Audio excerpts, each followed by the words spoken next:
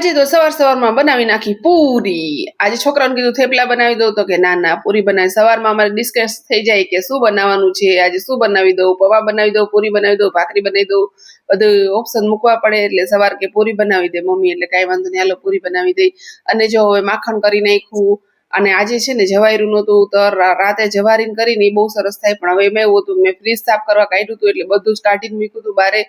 એટલે પછી મેં કીધું લાવો ઘી કરી જ નાખું, પછી બારે રાખીને તો બગડી જાય ને। બપોરના ટાઈમે કઈ ક્લિપ લેવાની નહોતી એટલે આ રાતના ટાઈમે આપણે આવી રસોઈ બનાવી નાખી હતી। બપોરના ટાઈમે છે ને ફ્રીજ ને એવું બધું સાફ કર્યું, થોડું ઘણું વધારાનું કામ હતું એ બધું કર્યું હતું। અને જો હવે છે ને આપણે ભાત વઘારવાના છે, એટલે ભાત તો પલાળી દીધા હતા 10-15 મિનિટ પહેલા જ। અને હવે બટેકું, ડુંગળી, મરચું, અડધું ટમેટું ને એવું બધું વઘાર નાખ્યું છે મેં, અને બધા ખડા મસાલા નાખ્યા છે।